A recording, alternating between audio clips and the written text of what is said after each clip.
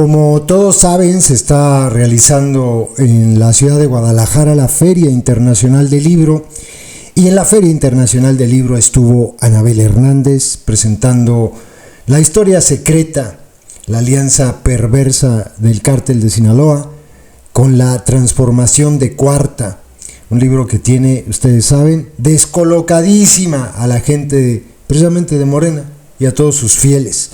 Miren, les voy a dejar la participación de ella, que son como 40 y tantos minutos de lo que ella dice, y voy a entonces a decir 2-3 cosas muy rápido para que no se aburran y escuchen la entrevista. Lo primero, lo más importante que a mí me parece, primero, hay una prueba, porque ella lo menciona, a los que dicen, no hay pruebas, ¿dónde están las pruebas? Como decía López, hay una prueba que es irrefutable sobre esta acusación. Yo le he preguntado esto a mucha gente, a los adoctrinados sobre todo, que son los que niegan esto. Les he dicho, a ver, explícame por qué el Grande, cuando fue detenido y fue llevado a la PGR y empieza a declarar, ¿por qué menciona a López Obrador y dice, a este le dimos dinero? Y en esa misma declaración dice, y también a García Luna. ¿Por qué lo dijo? ¿Se lo inventó? Dice Anabel Hernández, ¿por qué decidió callar esto Calderón? Porque Calderón lo sabía. Quien estaba en ese momento de procuradora era Marisela Morales. Ella estaba ahí, en el libro lo explica detalladamente. ¿Por qué no dijo nada Calderón sobre esto? Bueno, pues porque en la misma declaración el Grande estaba involucrando a García Luna. Es muy interesante. Esta es una prueba, para los que piden pruebas, es una prueba irrefutable. Además, después esto mismo lo llegó a decir a Estados Unidos en declaraciones juradas. Es muy grave, es muy grave. Si los adoctrinados quieren creer que esto no significa nada, pues bueno, ellos de hecho creen en López, pues pueden creer cualquier cosa. Y creen en Sheinbaum. Otra cosa muy interesante que me sorprende, Anabel Hernández habla de un estudio que realizó la UNAM, porque ya ven que en México desde López hasta Lady Rebsamen niegan que haya consumo de fentanilo. No, nosotros no tenemos ese problema, ese es problema de Estados Unidos. Ella habla de un estudio que realizó la UNAM en el año 2021 en un concierto en la Ciudad de México, donde pusieron un stand, así me lo imagino yo, no lo explica a detalle, donde le estaban diciendo a la gente, a ver, ¿quieres saber qué tiene la droga que consumes? Ven, le vamos a hacer un test. Resulta que el 80% de las muestras que tomaron estaban contaminadas con fentanilo. ¿Por qué lo hacen los cárteles? Porque es sumamente adictivo. Es muy grave lo que dice.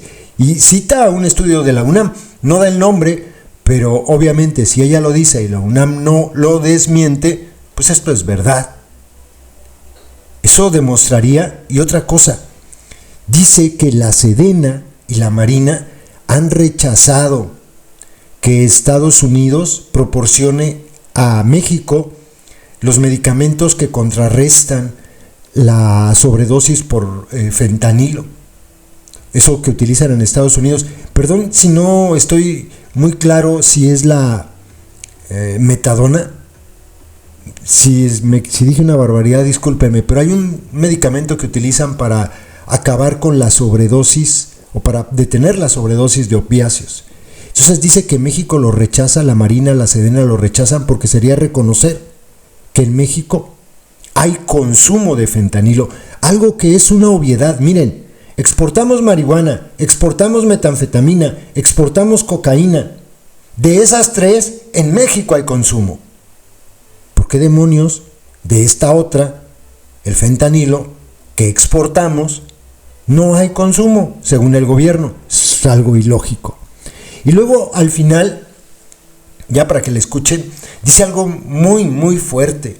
Dice que una vez que nos enteramos de todo lo que hay en México, de esta colusión, desde mi punto de vista muy lógica, era lógico que si el cártel de Sinaloa logró corromper a los gobiernos anteriores, pues al de López también. O sea, es muy lógico. No puede existir el crimen organizado sin la connivencia con los gobiernos. Es imposible, por donde le busquen. Dice, si sabemos todo esto, ¿por qué seguimos permitiendo? ¿Por qué llegamos y votamos por ellos? ¿Por qué la gente va a las urnas y vota por ellos? Dice que lo que más le sorprende no es lo que se vive en México, estas cosas o la colusión de los políticos con los cárteles, sino el cinismo, el desamor a México, la crueldad y la complicidad de nosotros mismos ante esto que ella creo que bautiza muy bien, ante este narcosistema. Tenemos responsabilidad de ello. Hemos sido cínicos, hemos volteado para otro lado, hemos dicho, ¿qué tanto es tantito? No pasa nada. No importa que haya narcogobernadores. Pues mientras tú no te metas en eso. Hemos contribuido a todo esto. El narcosistema nos incluye y habría que pensar qué tanto se siente uno mismo responsable de esto, en qué hemos contribuido. Muy interesante. Escuchen, les dejo la participación completa de ella. Después hubo una charla ahí, algunas preguntas, pero bueno, esta es la parte importante, lo que ella menciona, da datos reveladores, cosas que no había dicho, por ejemplo esto del peso pluma, y lo demás está en el libro. A quienes leímos el libro, pues creo que podemos entender que lo que narra ahí pues es perfectamente verificable. Quienes argumentan contra Anabel Hernández por lo que hizo por la publicación de este libro, la gran mayoría no lo leyó. Estoy seguro, porque si no, tendrían por lo menos que otorgarle el beneficio de la duda. Y no lo hacen. O sea, la descalificación es inmediata. Mentirosa, fake news. Y ustedes lo van a ver, aquí van a llegar los comentarios de este tipo. Si van a llegar a insultar, ahórrense el comentario porque va borrado. Punto. Y ustedes bloqueados. Les dejo la participación de Anabel Hernández en la FIL. Bueno, pues la verdad es que estar siempre aquí en la FIL es muy emocionante. Para mí, cuando estoy escribiendo mis libros, este es el momento que sueño. El momento de poder ver sus rostros, el momento de poder estrechar sus manos, el momento de vernos a los ojos, ¿no? Y confrontarnos con esta situación que estamos viviendo y confrontarnos con la verdad. Hacer los ejercicios de verdad en este país cada vez se vuelven más difíciles, cada vez se vuelven más peligrosos. Vivimos como una especie de hipnosis colectiva. No sé si ustedes lo sienten así, ¿no? Como que estamos drogados. Los medios de comunicación manipulados por el gobierno nos droga, nos miente. Las conferencias mañaneras son un manantial de mentiras, de falsedades, de manipulación. El trabajo de los periodistas de investigación en México y en el mundo es justamente contrarrestar a ese poder que nos quiere como zombies, que nos quiere hipnotizados, que nos quiere esclavos. Entre menos sepas, mejor. Quédate callado, cierra con 20 llaves tu puerta, que no te importe el dolor de los demás, que no te importe nada. Mientras tú estés bien, todo lo demás puede destruirse el día de mañana. Esa es la maldición en la que estamos viviendo. Por desgracia, esa es la maldición de las nuevas generaciones. ¿Cómo le explicamos a los jóvenes que tengan 24 años y los que tengan menos, los que han nacido en este siglo, que las cosas no siempre fueron así? No es que hayamos vivido nunca en un paraíso, no nos vamos a hacer aquí tontos, pero las cosas no eran así. Había alguna posibilidad. ¿Y saben dónde estaba esa posibilidad principal? En que había un corazón latente en la gente, que la gente no estaba hipnotizada, que la gente después de 70 años del PRI ya estaba intoxicada, que dijo ya basta. Era muy clara la verdad, por más que nos quisieran mentir, por más que quisieran tapar el sol con un dedo, era tan clara la verdad que había un deseo enardecido de decir ya basta. Hoy ese deseo está como dormido, como drogado, como si alguien nos hubiera sedado para mandarnos al matadero de nuestra democracia, al matadero de nuestra unión como país, que ya no existe, estamos polarizados, al matadero de nuestra esperanza, al matadero de nuestros hijos, de nuestros nietos. Yo no sé ustedes, pero yo soy de las que dice no. Conmigo no. ¿Es dolorosa la verdad? Lo es. Ojalá este tipo de libros no tuvieran que nacer nunca, ojalá. Ojalá, de verdad. Yo sería la primera en decir, prefiero meterme a cocinar, que cocino muy bien. Un día tendré que hacer libros de recetas, si la editorial me deja, ¿verdad? Pero claro que me gustaría tener otra vida. No me gustaría vivir en el hoyo, en la cloaca en la que he vivido en los últimos 24 años de mi vida, investigando estas corruptelas, el crimen organizado, el narcosistema en el que vivimos, ¿no? Ojalá no fuera así, pero mientras sea así, alguien tiene que hacer, como quien dice, el trabajo sucio, entre comillas. Alguien tiene que ir ahí, nadar ahí, escuchar esos testimonios, descubrir las mentiras para venir a decirlas en foros como este. Eso me ha generado el odio consecutivo de cada presidente de la República que ha gobernado en este siglo. La primera presentación en la FIL fue un libro que se llamaba La familia presidencial, que revelaba las corruptelas de Vicente Fox y su esposa Marta Sagún. Y así vino el libro de los cómplices del presidente, vino el libro de los señores del narco, vino el libro de la verdadera noche de Iguala, vinieron muchos otros libros, hasta llegar aquí. Cuestionar al poder presidencial es fundamental. Mientras vivamos en esta república retrógrada presidencial, no hay de otra. De verdad, deberíamos estar pensando que es la muerte, es el momento de enterrar al poder presidencial y estar buscando otros modelos de desarrollo democrático y político en este país. El sistema presidencial, no solo en México, en el mundo, está fallando, no funciona más. Es demasiado poder para un solo hombre o para una sola mujer. En México, ¿qué ha hecho ese poder presidencial en lo que va de este siglo? Para no irnos muy lejos y llegar al punto de lo que estamos aquí. Lo que ha hecho ese poder presidencial es entregarse al crimen organizado.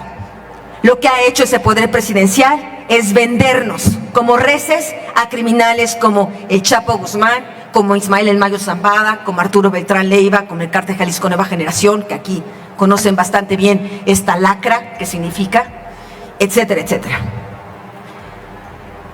Y es el momento de poder desmenuzar, hacer una especie de autopsia de este poder presidencial, partirlo en dos y mostrarlo con toda la crudeza que es. Y si bien es cierto descubrir las corruptelas de Vicente Fox, de Calderón, de Peña Nieto, pues siempre fue algo difícil, ¿no? Encontrar las pruebas, encontrar los testigos. Pero yo lo confieso abiertamente, no tengo miedo de decirlo, no me da vergüenza decirlo. Encontrar lo que encontré sobre Andrés Manuel López Obrador es algo que no me esperaba. No sé ustedes, yo honestamente no me lo esperaba. Todo nació, y comenzamos con el PowerPoint en la primera hoja. Todo nació en el 2019, cuando escribiendo el libro El Traidor, el diario secreto del Hijo del Mayo, que también venimos a presentar aquí en su momento, investigando los contratos que tenían los gobiernos federales con las empresas del Mayo Zambada, pues yo hice una solicitud a través de la ley de transparencia y me esperaba que efectivamente pues Calderón, Peña Nieto iban a tener contratos con empresas del Mayo Zambada. ¿Cuál fue mi sorpresa? Que también tenía contratos el gobierno de la Cuarta Transformación, de los que habían dicho que adiós a la mafia del poder, que fuera la corrupción, que fuera los pactos secretos, etcétera, etcétera. Yo me pregunté, ¿esto significa algo? Venía entonces esta política de abrazos y no balazos, que esto no sonaba bien, ya olía un poco mal, ¿no? Algo se estaba pudriendo ahí, algo o había nacido podrido, ¿no? Y de pronto esta pestilencia suavemente empezaba a llegar a las narices y decía uno, aquí no están las cosas bien.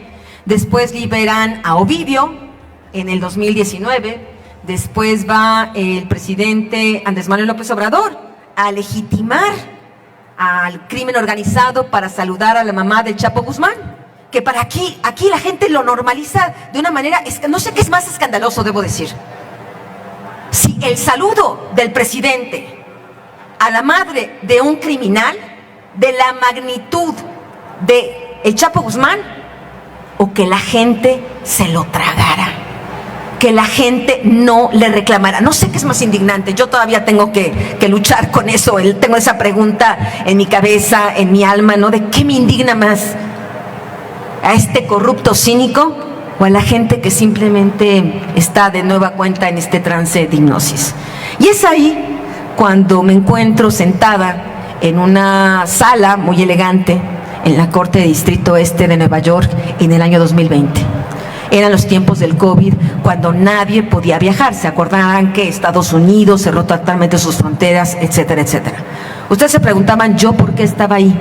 Yo estaba ahí porque el Departamento de Justicia de Estados Unidos había pedido mi ayuda para el caso de Genaro García Luna, que como ustedes saben fui la periodista que lo descubrió, lo denunció y arriesgué mi vida por eso. Cuando el Departamento de Justicia me pidió mi ayuda, yo dije sí, porque iba a contribuir con cualquier tipo de justicia que pudiera generarse en torno a este criminal. Si me lo hubiera pedido el gobierno de México, hubiera dicho que sí. ¿Ustedes creen que alguien me lo pidió? ¿Creen que López Obrador me lo pidió? ¿Creen que alguien en este país quería juzgar a García Luna? No, y les voy a decir por qué. De eso trata un poco esta historia secreta. Bueno, pues ahí sentada en la sala del juez, del fiscal, me entero que había habido una investigación abierta en la Corte de Distrito Sur de Nueva York contra Andrés Manuel López Obrador y su campaña presidencial. Habían descubierto, la agencia antidrogas DEA, que desde el 2005 Andrés Manuel López Obrador comenzó a recibir dinero del cártel de Sinaloa para su campaña presidencial, que en 2006 recibió más dinero que el propio Andrés Manuel López Obrador. No crean que estamos hablando del típico caso en que los narcos van y quieren conquistar al candidato y que están pidiéndole, pues, acepte nuestro apoyo. No. Aquí en este caso, y eso me lo dijeron autoridades del gobierno de Estados Unidos, y después lo pude saber reconstruyendo los hechos con los propios protagonistas de la historia, narcotraficantes que estuvieron presentes ahí, de que en este caso quien pidió el dinero fue López Obrador. Mandó a 2 integrantes de su equipo en un encuentro que se llevó pues justamente allí en Nuevo Vallarta a pedir este dinero. Quienes contribuyeron en este dinero fue Alfredo Beltrán Leiva, Arturo Beltrán Leiva, el Mayo Zambada, el Chapo Guzmán, Edgar Valdés Villarreal, alias La Barbie, estuvo Carlos Montemayor, estuvo Nacho Coronel, un narcotraficante importante aquí de Jalisco, y entre ellos hicieron esta colecta para darle este dinero. A mí me sorprendió esta situación que comentaba la DEA. Tuve acceso a un documento que se llama Operación Polanco y ahí comenzó mi recorrido para entender si esto que estaba diciendo el gobierno de Estados Unidos era real o no. Y lo que yo me encuentro es que no solo Andrés Manuel López Obrador recibió dinero del cártel de Sinaloa en la campaña del 2006, sino también en la campaña del 2012 y en la campaña del 2018. Empezamos por partes. Cuando hay gente como López Obrador que pregunta, ¿y dónde están las pruebas? Las pruebas son muy claras. Número uno, las pruebas están ante nuestros ojos, ¿no? O sea, están todos los días. Habrá que solo ver cómo dejó el país o cómo está Sinaloa en este momento para entender cuáles son las pruebas, ¿no? Donde el gobierno declina ser gobierno porque la señora Claudia Sheinbaum no puede entrar a Sinaloa y poner orden, pues porque ella también es parte de este sistema criminal y recibió dinero en su campaña presidencial de las mismas 2 facciones que hoy están en disputas, de los Zambada y del Chapo Guzmán. Pero entonces estamos hablando de que cuando comienzo a investigar cuáles son las pruebas, hay pruebas específicas y fehacientes. Está el testimonio del rey Zambada, Jesús Zambada García, el hermano del Mayo Zambada, que desde en el juicio de el Chapo Guzmán y en el juicio contra Genaro García Luna, declaró ahí de manera jurada ante el juez Kogan, que llevaba la Corte Distrito Este de Nueva York, que él personalmente entregó al menos $7 millones a la campaña de Andrés Manuel López Obrador a manos de un jefe policíaco llamado Gabriel Regino. Era el subsecretario de Seguridad Pública cuando Andrés Manuel López Obrador era todavía jefe de gobierno de la Ciudad de México. Este dinero se entregó cuando Andrés Manuel todavía era jefe de gobierno de la Ciudad de México y después sale, recordemos, renuncia a la jefatura de gobierno y se va a buscar la candidatura presidencial.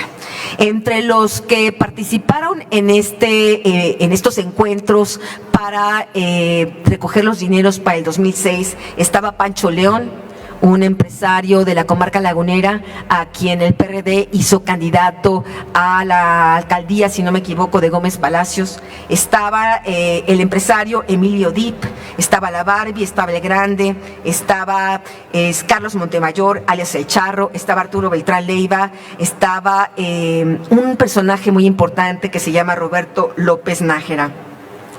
Hay este encuentro en Nuevo Vallarta.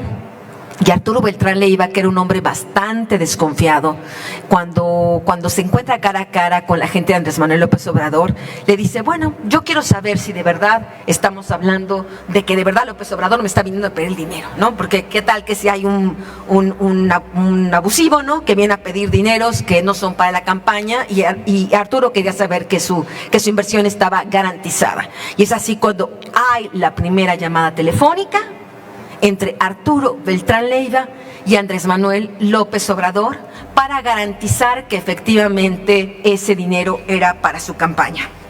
Este dinero se entregó en una casa en Polanco, por eso la investigación de la DEA se llama Operación Polanco. Ustedes recordarán que yo en enero justamente de este año presenté por primera vez esta investigación de la Operación Polanco, de lo que había investigado la DEA. Ese mismo día, 2 medios de comunicación de Estados Unidos, ProPublica e Insider Crime, publicaron exactamente la misma información horas después de que yo la publiqué. Y bueno, esto finalmente causó el primer cisma al gobierno de López Obrador. López Obrador nunca antes había perdido, la compostura, ¿no? Como que siempre había estado en un lugar cómodo. Esa situación de que se revelara por primera vez este secreto tan bien guardado durante tantos años lo sacó totalmente de su confort, y es así cuando en las calles de México comenzaron a corear el verdadero nombre que se merece López Obrador: narcopresidente. Y esa situación realmente lo sacó totalmente de contexto. Yo hablé directamente con un integrante del equipo de la Barbie, un lugarteniente. Hablé con él en el 2021. Esta persona está encarcelada en una prisión mexicana. Esta persona colaboró con el gobierno de México en diferentes casos y hablé directamente con él. Lo hice directamente y también lo hice a través de una abogada, de la abogada de este narcotraficante que ya estaba prisionero. Ella me ayudó a mandarle las preguntas que yo quería plantearle sobre Andrés Manuel López Obrador. Audio número 1. ¿Y tú sabes si tu jefe le dio dinero a la empresa, más bien tu jefe de la organización, le dieron dinero a la campaña de López Obrador? En la de López Obrador, en la del 2020. Ajá, ¿por qué sabes algo? Sí. ¿Sí sabes que sí? 25 millones de dólares. Ándate. ¿Y te acuerdas quién? Y ándate, te digo, ¿y te acuerdas quién, cómo, cuándo? Todos hicieron la cooperacha. Todos hicieron la cooperacha. ¿Y te acuerdas cómo entregaron esa feria? ¿Cómo? ¿Te acuerdas cómo entregaron esa feria? La mandaron y tuvo que ver también el 19. El 19 es justamente Roberto López Nájera, que es uno de las personas que la DEA también entrevistó para comprobar que efectivamente había llegado ese dinero. Lo que estoy tratando de explicarles es que independientemente de la investigación que hice la DEA, yo hice mi propia investigación para corroborar que efectivamente esos hechos habían ocurrido. Lo que comentó después este testigo es que en el día de la elección de julio de 2006, la Barbie y Arturo Beltrán Leiva hicieron una especie de war room, ¿no?, de cuarto de guerra, y estuvieron monitoreando los resultados electorales y pues estaban muy contentos, estaban celebrando porque estaban seguros que Andrés Manuel López Obrador iba a ganar. ¿Qué les había prometido Andrés Manuel López Obrador en el 2006 a estos narcotraficantes? Les había prometido impunidad, les había prometido dejar en paz sus negocios criminales, que ellos hicieran lo que quisieran, y lo único que les había pedido era en realidad tratar de disminuir la violencia en México. Antes de las elecciones hubo un episodio en la comarca lagunera, fue en junio de 2006, donde Andrés Manuel López Obrador se reunió directamente con Sergio Barragán Villarreal, alias El Grande, quien por órdenes de Arturo Beltrán Leiva le entregó al menos $500,000 a AMLO en un hotel de paso. ¿Esto por qué era importante? Porque la investigación de la DEA solo había llegado a concluir de que efectivamente había llegado ese dinero del cártel a la campaña de López Obrador a través de Nicolás Mollinedo, que en ese momento era el hombre de mayor confianza de López Obrador, y a través de otra de las personas, Mauricio Soto Caballero, que era el encargado también de logística de la campaña de López Obrador. Lo que la DEA no había podido concretar es si realmente López Obrador conocía de este financiamiento. Yo pude tener la declaración directa, los documentos, el testimonio de la declaración directa que rindió Sergio Barragán Villarreal desde 2010 en la PGR.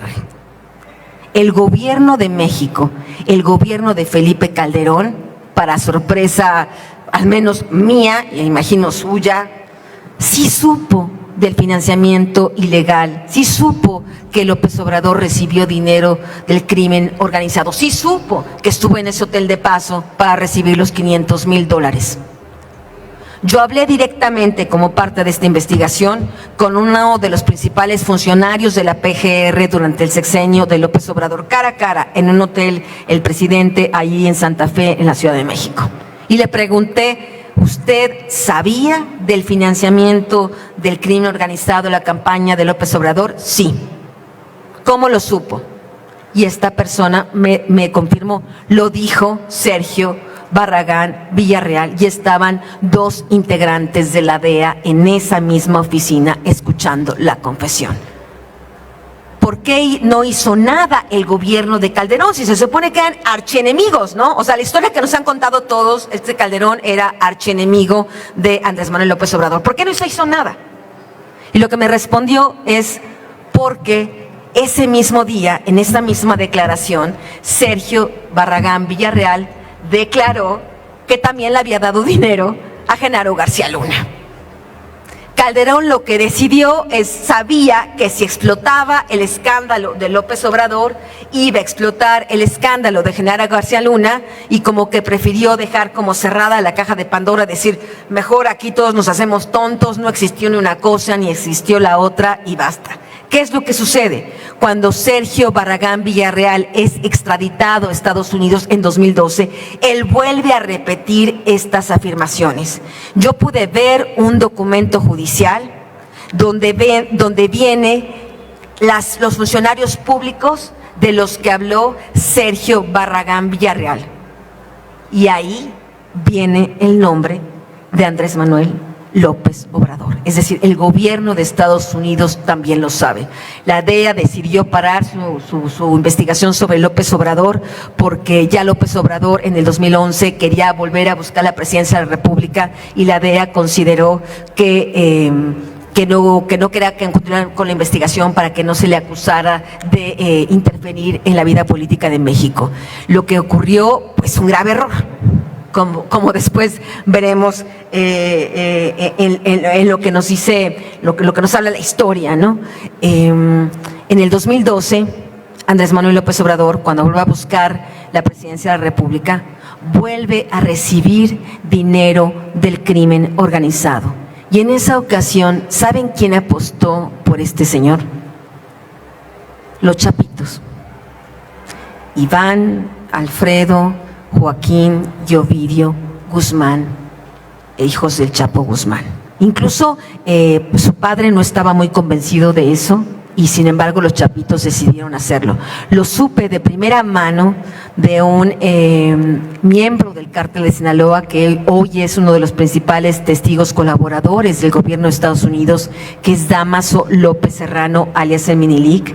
Él se entregó a la justicia de Estados Unidos, purgó su condena y hoy es un testigo clave contra los chapitos. Y diría yo que hoy el Minilic es un testigo clave de cómo ha evolucionado el interior del cártel de Sinaloa. En el libro La Historia Secreta viene exactamente cómo los chapitos se convirtieron en los chapitos. Cómo los chapitos entraron al negocio del fentanilo, cómo nace la pandemia del fentanilo, la historia está aquí. Y cómo realmente esta pandemia del fentanilo, esta producción masiva de este opiáceo sintético en México ocurre durante el gobierno de Andrés Manuel López Obrador. ¿Por qué López Obrador liberó a Ovidio? Los chapitos le habían dado dinero. O sea, no le debía solo el favor al padre por haberlo financiado en el 2006. Ella tenía una deuda personal con los hijos del Chapo Guzmán. Por eso cuando es detenido lo liberó. Después lo que sucede es que pierde, como sabemos, pierde de nuevo la elección presidencial y en el 2018 López Obrador, ya con este partido Morena, pues intenta volver a competir por la presidencia de la República y ahí de nueva cuenta lo vuelve a apoyar el cártel de Sinaloa. Solo que pues ya el Chapo Guzmán ya no estaba, Arturo Beltrán Leiva ya no estaba y entonces quien lo apoya es Ismael Zambada García, el Mayo Zambada, y lo apoyan los chapitos. Pude hablar directamente con personas, con integrantes del grupo del Mayo Zambada. Este testigo me consta, porque lo vi en las circunstancias, que puedo afirmar categóricamente que es uno de los principales testigos del gobierno de Estados Unidos, también contra los chapitos, pero también contra Rubén Rocha Moya, hoy gobernador de Sinaloa. ¿Qué es lo que pasa en el 2018? En el 2018, el cártel de Sinaloa no solo ayuda a Morena a llegar a la presidencia de la República, sino ayuda a Rocha Moya a ser electo senador por Sinaloa. Y es ahí cuando por primera vez el estado de Sinaloa comienza a convertirse, dijéramos, a teñirse de guinda, ¿no? Habitualmente era principalmente priista, después tenía ahí algunos tintes del PAN, pero ese año, en 2008, Sinaloa se pintó de guinda. Es ahí, en ese momento, donde entre Andrés Manuel López Obrador y el Mayo Zambada comienzan a planear cómo hacer que el cártel de Sinaloa pueda ir controlando de manera política diferentes estados de la República. Y es ahí cuando se empiezan a diseñar cómo se va a ayudar a diferentes miembros de Morena a ganar gubernaturas en territorios de influencia y de interés del cártel de Sinaloa. Y es ahí cuando llegamos al año 2021, donde desde el inicio de ese año yo recibí información de personas que estuvieron directamente presentes en las reuniones entre el Mayo Zambada, Andrés Manuel López Obrador y Rubén Rocha Moya, para que Rubén Rocha Moya fuera el candidato del cártel de Sinaloa.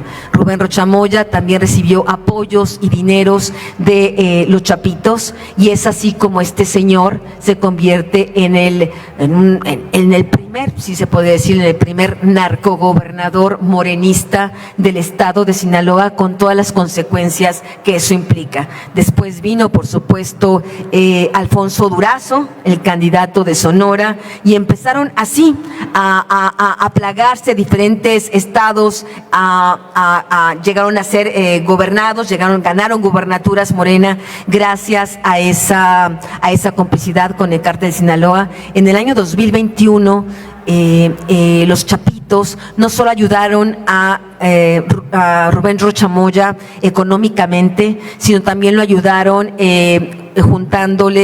haciéndole propaganda, llamando al voto, obligando a la gente a votar, y ese día de las elecciones hubo un operativo deteniendo a personas de la oposición, secuestrando a militantes de la oposición para presionar a que fuera Morena el que ganara la elección de gobernador y varias de las alcaldías. El cártel de Sinaloa, a cambio, por supuesto, lo que hizo es poner a varios de sus lugartenientes, a varios de los políticos más cercanos a ellos en diferentes presidencias municipales. Y está el caso, por ejemplo, de Ana Karen Val Medina, que se convirtió en el 2021 en la primera mujer presidenta municipal del municipio de Elota. Cuando López Obrador, cuando la gente pregunta ¿y dónde están las pruebas?, pues ahí las están viendo ustedes. La señora Ana Karen Val Medina, de cachetito con López Obrador, muy cercana a Claudia Sheinbaum. Ana Karen Val Medina era la embajadora del cártel de Sinaloa. Era la esposa de René Bastidas, alias el 00, uno de los principales lugartenientes del Mayo Zambada.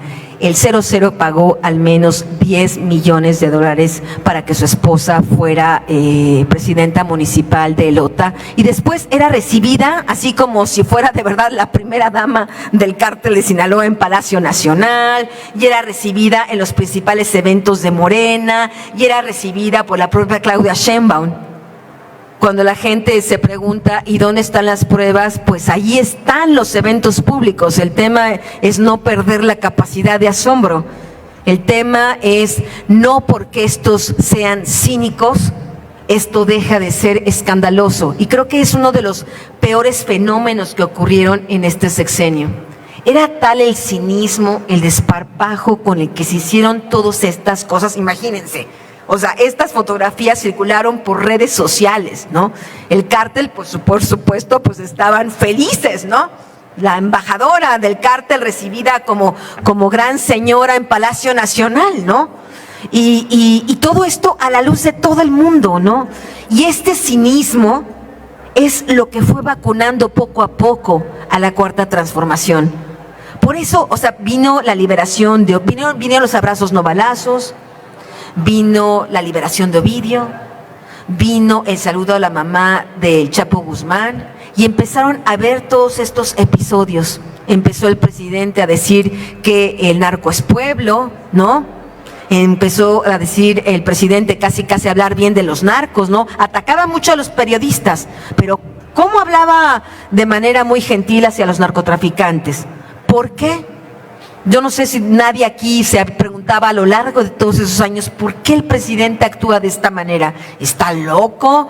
¿Es muy bueno? ¿Es muy tonto? No, él estaba comprado por el cártel de Sinaloa. López Obrador fue el caballo de Troya del crimen organizado. Todo aquello que cínica e impunemente no pudieron hacer los presidentes del PRI, que no pudieron hacer ni Vicente Fox, ni Felipe Calderón con este desparpajo, ni Enrique Peña Nieto, lo logró hacer esta persona, legitimar, dar legitimación al crimen organizado. Permitir que ellos sean considerados, imaginemos, ciudadanos como cualquiera de nosotros. Hacer apología del delito. Comenzar a envenenarnos con la narcocultura y con la narcopropaganda. El principal propagandista del crimen organizado del 2018 al 30 de septiembre pasado no fue Peso Pluma, que también lo es, no fueron los narcocorridos, fue López Obrador el principal propagandista del crimen organizado. Y se fue como si nada a su casa. ¿Y a nosotros qué nos corresponde hacer? Cuando ocurrió la elección de Claudia Sheinbaum por la presidencia de la República, en ese momento, que estamos hablando ya de finales del año pasado, yo en mis investigaciones que estaba realizando, entrevistando a diferentes, pues sí, miembros del crimen organizado, la gran mayoría colaboradores hoy del gobierno de Estados Unidos. O sea, lo interesante de todo esto es que esto que contiene el libro de la historia secreta es información que el gobierno de Estados Unidos está ya procesando en diferentes expedientes judiciales, que no les quepa la menor duda. Y cuando estaba entrevistando a estos testigos colaboradores ex narcotraficantes, yo les pregunté ingenuamente, bueno, ¿y la señora Claudia Sheinbaum qué papel juega en todo esto, no? ¿Lo sabe, no lo sabe? ¿Alguien la está ayudando? ¿Están colaborando? ¿No está colaborando? Y me dijeron, o sea, uno de verdad se rió en mi cara, ¿no? Como diciendo, ay señora, usted no ha entendido nada, ¿no? Me dijo, no, pues incluso el cártel piensa que con Claudia les va a ir mejor. Estaba convencidos muchos integrantes del cártel que con Claudia les iba a ir mejor. A través de personas importantes, muy cercanas a el Mayo Zambada, se le hizo llegar dinero a la campaña presidencial de Claudia Sheinbaum y ella misma hizo, dijéramos, su propia colecta de dinero cuando fue jefa de gobierno de la Ciudad de México, y esto viene en el último capítulo que se llama La Heredera. Cuando ella fue jefa de gobierno de la Ciudad de México, hizo acuerdos también con la gente del Mayo Zambada. Hay un sujeto muy importante llamado José Ángel Rivera Zazueta, el enviado, dijéramos, del cártel de Sinaloa del Mayo Zambada a controlar el tráfico de estupefacientes en el Aeropuerto Internacional de la Ciudad de México. Tiene muchas bodegas de droga en México, incluyendo bodegas con fentanilo. El fentanilo se distribuye en México. Hay gente que está muriendo en las ciudades fronterizas dentro de México por el fentanilo. Hay una orden directa de los gobiernos morenistas para que en las autopsias que se hacen a las personas que están muriendo a causa de fentanilo, se omita decir que es por sobredosis o que hay en sus cuerpos este opiáceo sintético. La Sedena, la Marina, cuando han llegado miembros del gobierno de Estados Unidos a capacitarlos para darles estos medicamentos que se supone se utilizan mucho en Filadelfia, esta llamada Zombilán, que es así como abre el libro, que se utilizan para emergencia, que la gente pueda revivir, que no pierda la vida en la sobredosis del fentanilo. La Sedena y la Marina han rechazado recibir estos medicamentos. Dicen que no pueden distribuirlos, que no los van a distribuir, porque distribuirlos significaría reconocer que efectivamente en México hay ese problema de fentanilo. Pero ¿se dan cuenta de lo que estamos hablando? Esta gente prefiere que ciudadanos mexicanos se mueran antes de ellos reconocer que aquí en México no solo se produce, sino se consume el fentanilo. Hay estudios de la UNAM donde está probado que en un concierto en la Ciudad de México, si no me equivoco, en el 2021, se puso una especie de laboratorio de esta universidad de la UNAM para decir a los jóvenes que si querían hacer test de sus drogas, pues ellos mismos podían hacer el test para comprobar si en la droga había fentanilo.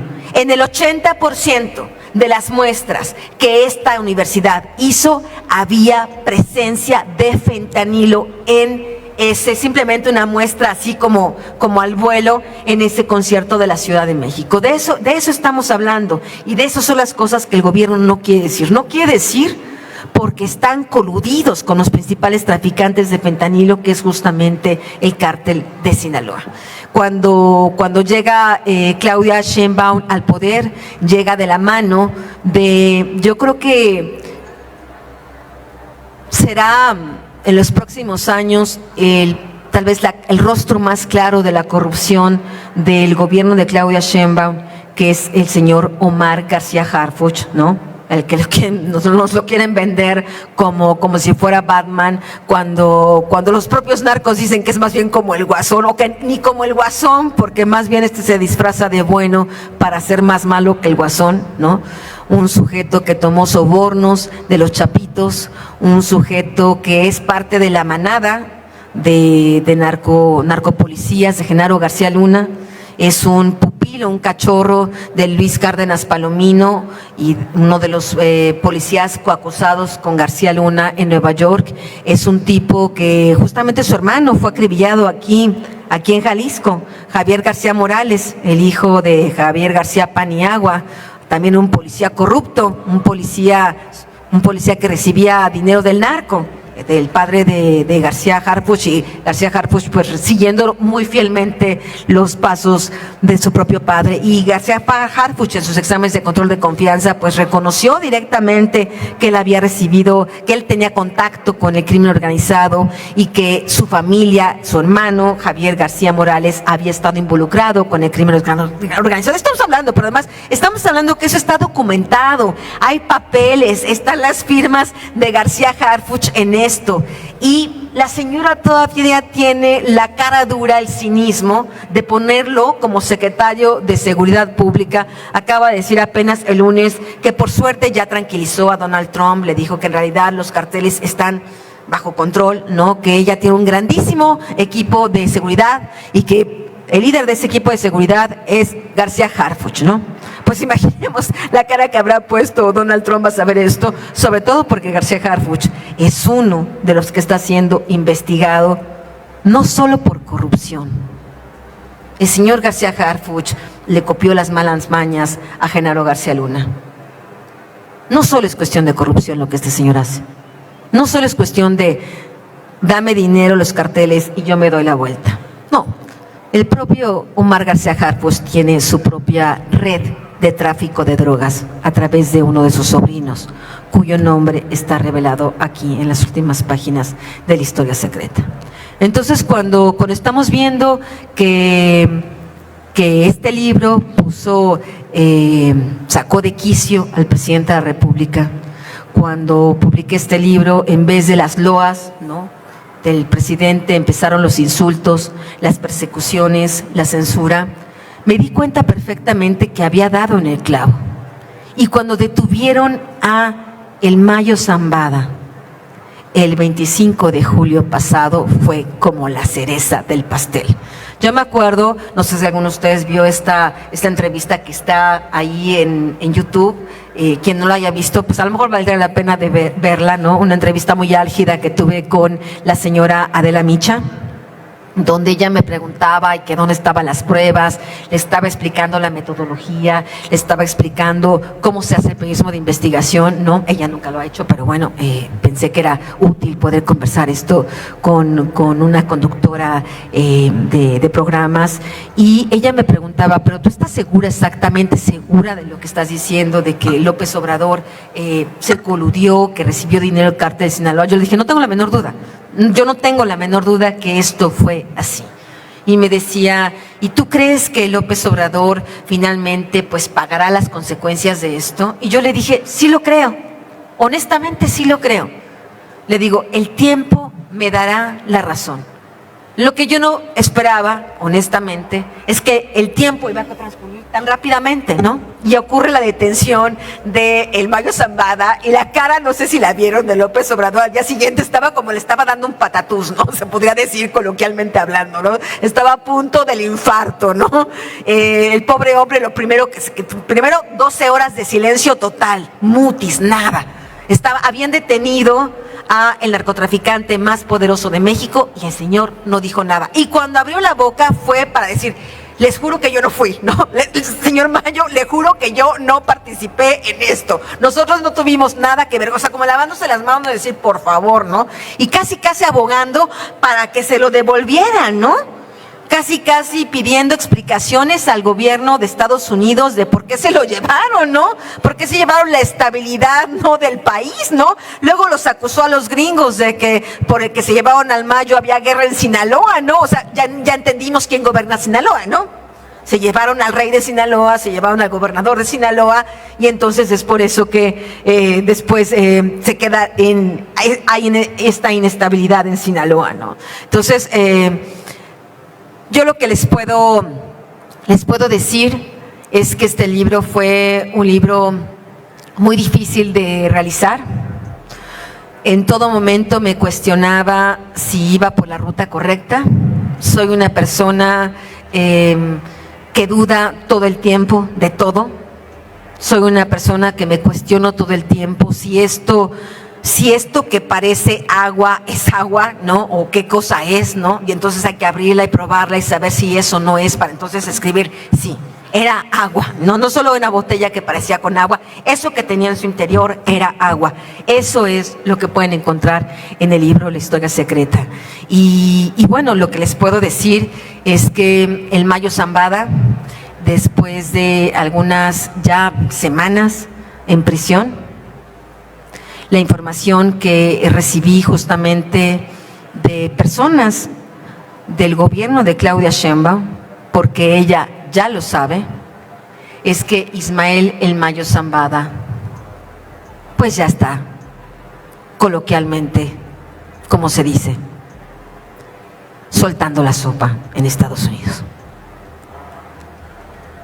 Ya van decenas de páginas que ha declarado sobre su relación con Andrés Manuel López Obrador, con Morena y sus reuniones que tuvo directamente con el hoy expresidente de la República. ¿Qué va a hacer el gobierno de Estados Unidos con esas declaraciones? No lo sé. Para procesar a García Luna se tomaron mucho tiempo.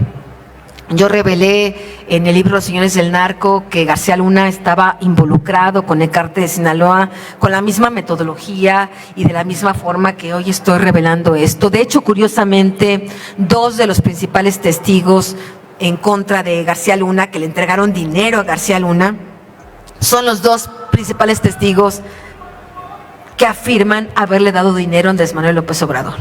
O sea, mientras Andrés Manuel López Obrador nos hizo creer que Genaro García Luna era su super archienemigo, no nos dijo todas las conferencias que ese narcopolicía y que esos corruptos y todo eso. Bueno, en realidad eran del mismo equipo, eran del mismo bando, recibían dinero al mismo tiempo, en el mismo periodo de años por parte de los mismos narcotraficantes. ¿Por qué López Obrador durante todo su mandato nunca presentó cargos contra García Luna por narcotráfico? Nunca presentó cargos contra Felipe Calderón por narcotráfico. Nunca presentó cargos contra ningún funcionario corrompido con el narcotráfico por narcotráfico. ¿Por qué? Porque él era parte de ese sistema. Por eso les estoy diciendo que si algo es López Obrador, si algo lo podría definir, si lo pudiéramos decir, ¿qué es López Obrador? ¿Qué significa para este país? Yo lo que les diría es que es el caballo de Troya del crimen organizado. Estábamos viendo acá a Genaro García Luna y a Felipe Calderón y a Enrique Peña Nieto para que no viéramos acá cómo este caballo de Troya pues se nos metía por la puerta de la cocina, ¿no? El problema es que este caballo de Troya, Andrés Manuel López Obrador, no se ha ido en realidad al poder. El problema es que sigue ahí y que el partido Morena es este mega caballo de Troya y que la gran mayoría de los gobernadores que hoy tiene Morena en diferentes estados de la República es gente que le debe la candidatura a el cártel de Sinaloa.